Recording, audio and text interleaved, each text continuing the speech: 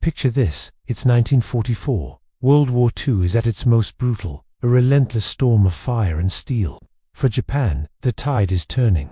Territory is being lost, soldiers are exhausted, and the once bright sun of the empire seems to be setting. In the midst of this chaos, a young man named Hiroo Onoda, just 22 years old, is about to begin an incredible journey. He's an intelligence officer in the Imperial Army, sharp and fiercely loyal. His new assignment, a small jungle-covered island in the Philippines called Lubang. Before he leaves, his commanding officer, Major Yoshimi Tonoguchi, looks him in the eye and gives him a set of orders that will shape the rest of his life. These orders were simple, yet absolute. You are forbidden to die by your own hand. You are forbidden to surrender. No matter what happens, we will come back for you. For Onoda, these weren't just words. They were a sacred pact, an unbreakable promise. He arrived on Lubang, ready to do his duty. But just a few months later, in early 1945, everything changed. American forces stormed the island. The Japanese garrison was shattered. Soldiers were killed, captured, or scattered into the dense, unforgiving jungle.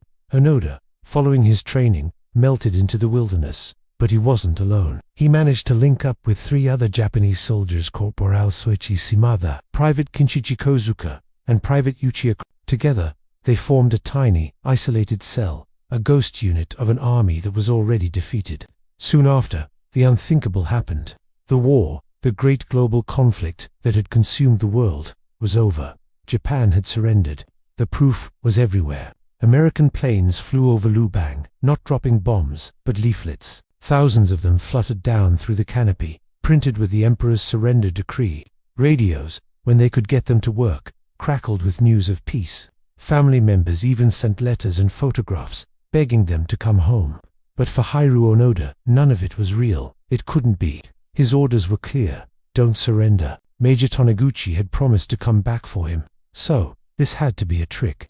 A clever, elaborate piece of enemy propaganda designed to lure him out. He saw the leaflets as fake, the radio broadcasts as lies, and the heartfelt letters as forgeries. His mission wasn't over. His war was still very much alive. He and his small band of men continued their fight, convinced they were holding a vital strategic post for a future Japanese counterattack. They lived off the land, surviving on bananas, coconuts, and stolen cattle from local villagers. They maintained their rifles with meticulous care, their uniforms patched and repatched until they were barely recognizable. They were phantoms in the jungle, waging a one-sided war against a world that had moved on. Years turned into a decade. As time relentlessly marched forward, the tiny group began to fray. The psychological strain was immense. In 1949, after 5 years in the jungle, Private Okotsu had enough. He couldn't take the isolation and constant fear anymore. He slipped away from the others and surrendered to the Filipino police. For Onoda, this was a betrayal, but it also reinforced his belief that the war was ongoing. Why else would a soldier need to surrender? A few years later, in 1954, tragedy struck. During a clash with a local search party, Corporal Shimada was shot and killed. Now, only 2 remained, Onoda and Private Kozuka. For nearly 2 more decades, these 2 men held out together. They were brothers in a war that existed only in their minds, moving their camp constantly, gathering intelligence on port activity, and occasionally skirmishing with locals who they viewed as enemy combatants. Their existence was a strange mix of military discipline and primitive survival. Then, in October 1972, almost 27 years after the war ended, the world intruded once more. Onoda and Kozuka were burning rice they had collected when they were discovered by a Filipino patrol. Shots were fired. When the smoke cleared, Kozuka lay dead. For the first time in 27 years, Hiroo Onoda was completely, utterly alone.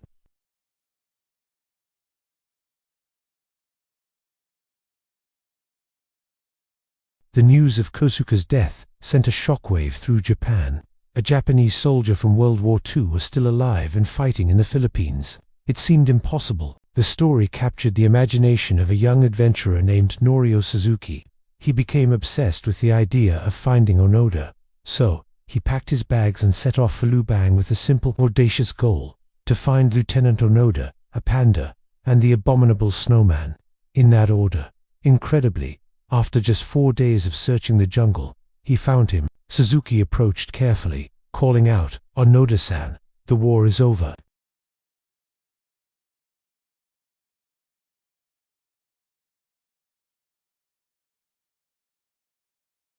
They talked for hours. Onoda explained that he would only surrender if he received a formal order from his commanding officer. He still believed in the promise made to him back in 1944. Suzuki returned to Japan with this incredible story and a photograph of himself with Onoda as proof. The Japanese government scrambled to locate Onoda's former commander, Major Taniguchi, who was now an old man working in a bookstore. In March 1974, Taniguchi flew to Lubang. He walked into the jungle, wearing his old uniform, and formally read the order of surrender to Onoda.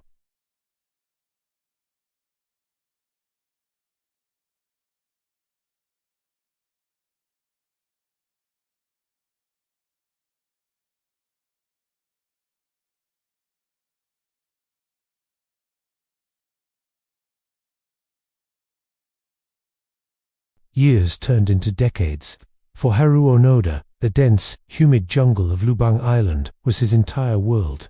Time was measured not by calendars, but by the ripening of bananas and the falling of coconuts. He survived on what the jungle provided, and, when desperation hit, on rice he stealthily took from nearby farms under the cover of darkness. Every day was a ritual of discipline, a battle against despair. He would meticulously repair the fraying threads of his uniform, stitching it back together with whatever he could find. His rifle, his constant companion and a symbol of his mission, was cleaned and oiled daily. He believed that this strict routine, this unwavering discipline, was the only thing that kept him alive, the only thing that kept him a soldier. From time to time, the quiet of the jungle would be broken by the drone of an airplane. It would fly low, dropping leaflets, newspapers, and even personal letters from family back in Japan. Onoda would collect them cautiously, his heart pounding with a mix of hope and suspicion. He would sit in his makeshift shelter and read about a world he couldn't recognize. The words painted pictures of bustling modern cities, of strange inventions called televisions, of a prosperous, peaceful Japan. He saw photos of his own family, older now, pleading with him to come home. But Onoda rejected it all. He'd sift through the pages, his mind racing. How could Japan surrender? He'd whisper to the silent trees, "The empire would never fall. This is a trick, a clever enemy ploy to lure us out." He saw the news of peace as sophisticated propaganda, the letters from his family as forgeries designed to break his spirit. To him, the war was still raging, and he was a lone sentinel on the front lines. The empire, he was certain, would never end like this. His loyalty was absolute, his belief unshakable. He burned the leaflets, dismissing them as lies. To the local villagers on the island, he was less a soldier and more a ghost, a phantom that haunted the hills. For 30 years, they lived with the unpredictable presence of this specter from a forgotten war. Sometimes their crops would mysteriously be set on fire. Sometimes, in the dead of night, the sharp crack of a rifle shot would echo through the valleys, a chilling reminder of the danger that lurked in the jungle. They saw him as a threat, a dangerous relic who refused to let the past die. They feared him, but Onoda was oblivious to their reality. He saw them as potential enemy collaborators, part of the landscape of his ongoing war. In his own mind, he was not a ghost or a relic. He was Lieutenant Hiroo Onoda of the Imperial Japanese Army, and he was still on active duty. Every rustle of leaves could be an approaching enemy patrol. Every shadow could be a threat. His mind was a fortress, walled off from the truth, preserving the world as it was in 1944. Meanwhile, the world outside his jungle prison moved on. 30 years passed. An entire generation was born and grew up in a Japan that had risen from the ashes, transformed into a global economic powerhouse. Cities were rebuilt, taller and brighter than before. The wounds of war began to heal and fade into history books.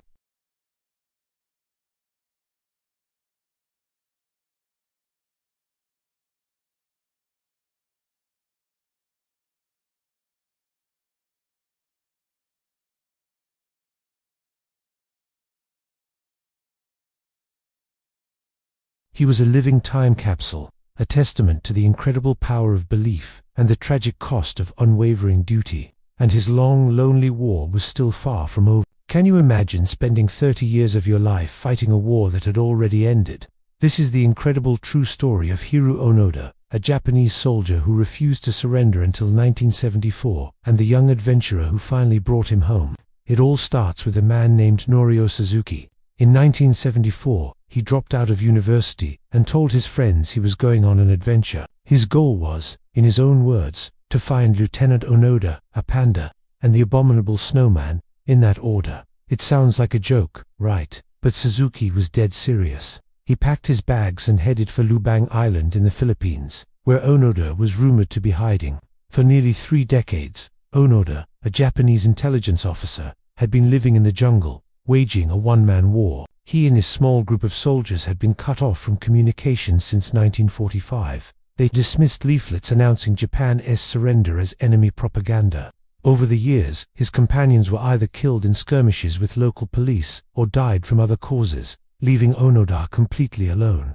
He survived by stealing food from local farms, convinced he was still serving his country. The Philippine government sent search parties. They left newspapers, photos, and letters from Onoda's family, all trying to convince him the war was over. But Onoda believed it was all an elaborate trick. To him, the war was still very real. He was a ghost in the jungle, a legend that local villagers feared. This is where Norio Suzuki enters the picture. Unlike the official search parties that were heavily armed and treated the situation like a military operation, Suzuki approached it differently. He wandered into the jungle alone, calling out Onoda's name, saying, "Onoda-san, the emperor and the people of Japan are worried about you." After 4 days of searching, the impossible happened. Suzuki was setting up his camp when a figure emerged from the trees. It was Hiroo Onoda, holding a rifle. He was wary, ready to shoot. For 30 years, every human he encountered was an enemy. But Suzuki didn't flinch. He just smiled and said something disarming. "You're really Lieutenant Onoda, aren't you?" Then Suzuki did something completely unexpected. He offered Onoda a cigarette. This simple, human gesture broke the ice. Onoda, who hadn't had a real conversation in years, began to talk. Suzuki told him everything. He spoke of a new Japan, a country of peace and prosperity, with bullet trains and skyscrapers. He showed him pictures and explained that the war had ended long, long ago. Onoda listened, but his training was deeply ingrained. He couldn't just take a stranger's word for it. His response was firm. "I will not surrender or be relieved of duty without a direct order from my superior officer." He was still a soldier, bound by honor and duty. Understanding this, Suzuki returned to Japan with photos of himself and Onoda as proof of their encounter. He tracked down Onoda's former commanding officer, Major Yoshimi Tonoguchi, who was now an old man working quietly in a bookstore. He had long believed Onoda was dead. When he learned the truth, he knew what he had to do. Major Tonoguchi traveled to Lubang Island. Dressed in his old uniform, he met Onoda at a prearranged spot. It was a surreal moment. After 29 years, the soldier and his commander stood face to face in the jungle. Major Tonoguchi read the formal order of surrender. Under military command, the 17th Infantry Regiment is ordered to cease all combat activity. You are relieved of duty. Hearing those words, something inside Onoda finally broke. For the first time in 30 years, the soldier who had shown no emotion, who had survived against all odds, wept. His war was finally over. When Onoda returned to Japan, he was a national hero, but also a man out of time. The world he had fought for was gone, replaced by a society he didn't recognize. But his story, a testament to incredible loyalty and endurance, continues to fascinate us all. It reminds us of the power of duty and the strange, incredible journey of the young man who went looking for a legend and found a friend. Imagine this. It's 1974. Deep in the jungles of the Philippines, a man emerges. He is wearing a worn but clean military uniform from a war that ended almost 30 years ago.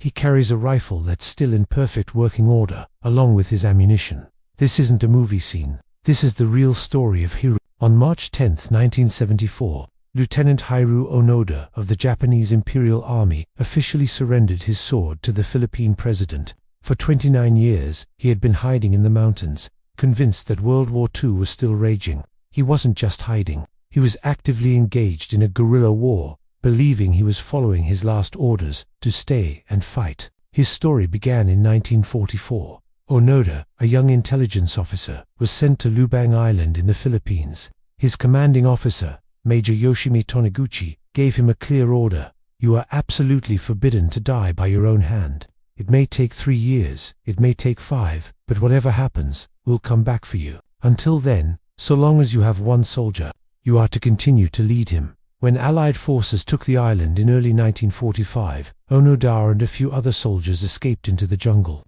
They saw leaflets dropped from planes announcing Japan's surrender, but they dismissed them as enemy propaganda. They had been trained to be skeptical of such tactics. For them, the war was far from over. Years turned into decades. The small group of soldiers dwindled. One surrendered in 1950. Another was killed in a skirmish with local police in 1954. By 1972, after another clash, Onoda was completely alone. Yet, he continued his mission. He survived on bananas and coconuts, occasionally stealing cattle from local farms. He maintained his equipment meticulously, keeping his Arisaka rifle ready for action at a moment's notice.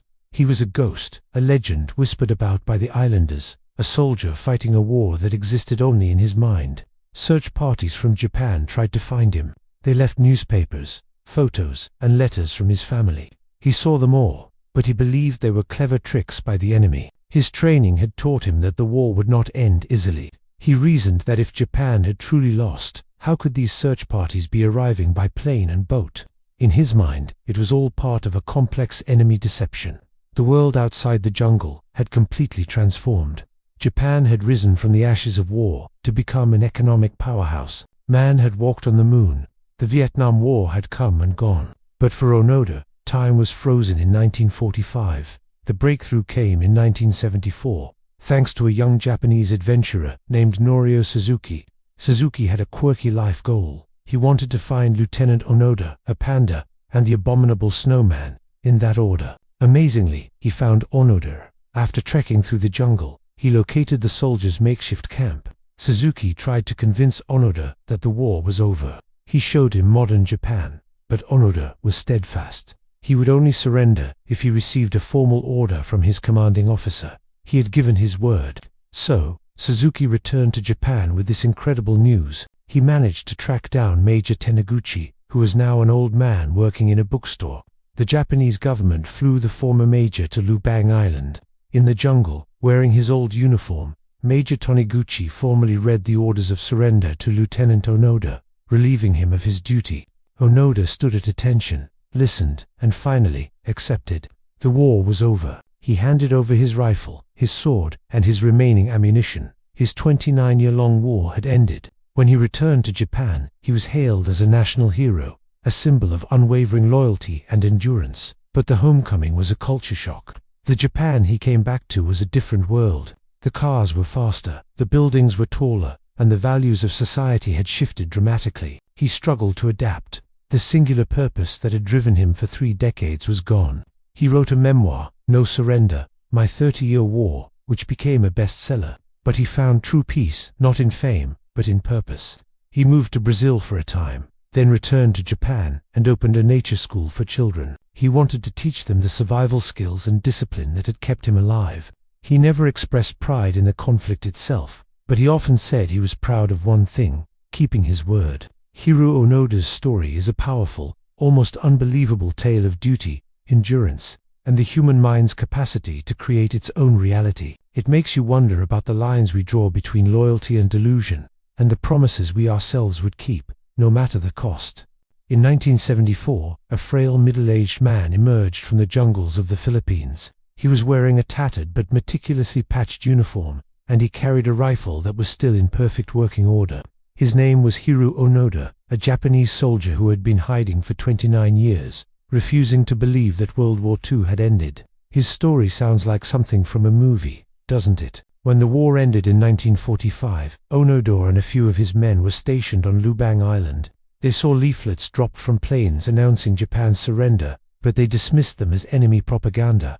For them, the war was still on. Their mission was to gather intelligence and engage in guerrilla warfare, and they would not abandon their post until they received a direct order from their commanding officer. Years turned into decades. The world changed in ways Onoda couldn't imagine. Men walked on the moon. The Cold War began and ended. Back home, Japan transformed from a defeated empire into a global economic powerhouse. But in his jungle hideout, time stood still. He and his men survived on bananas and coconuts, occasionally raiding local farms for food. They clashed with local police, viewing them as enemy combatants. One by one, his comrades were either killed or surrendered, until only Onoda was left, a solitary ghost fighting a war that existed only in his mind. Why did he hold out for so long?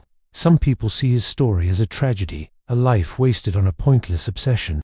Others see it as a terrifying example of how belief can blind us to reality. But there's another way to look at it. Think about the sheer strength of commitment, the unwavering power of loyalty. Onoda had made a promise, a vow to his country and his commander, and for him, that promise was sacred.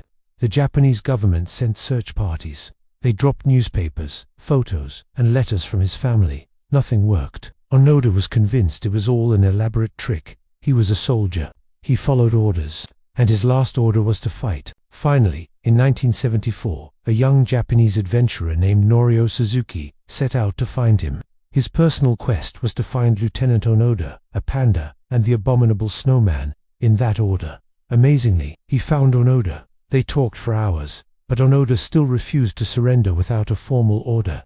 He said, "I am a soldier and I remain true to my duties." So, Suzuki returned to Japan with photos of Onoda and a plea. He located Onoda's former commanding officer, Major Yoshimi Tonoguchi, who was now an elderly bookseller. Tonoguchi flew to the Philippines, walked into the jungle in his old uniform, and formally read the order of surrender. "The war has ended," he told him. "You have fulfilled your duty." Only then, after 29 years, did Hiroo Onoda lay down his rifle. He had kept his word. When he returned to Japan, he was hailed as a hero, a living embodiment of an older, more disciplined era. But Onoda struggled to adjust to the modern world he didn't recognize. He eventually moved to Brazil to become a cattle rancher, finding peace in the quiet work of the land. So what does his incredible story teach us? It shows us that virtues like loyalty and discipline, without the guidance of wisdom and truth, can become a prison. A belief, no matter how strongly held, can lead us astray if it's not connected to reality. But Onoda's life also reveals the astonishing power of the human spirit, the capacity for perseverance, the strength to endure unimaginable hardship for a cause you believe in. History isn't just written by victors and grand battles. Sometimes, it's shaped by the quiet, stubborn resilience of a single person. A man who waited in the jungle for 3 decades, not because he was foolish, but because he believed his promise still mattered. Hiroo Onoda's story is a complex, haunting reminder of the human cost of war, but also an incredible testament to the power of conviction.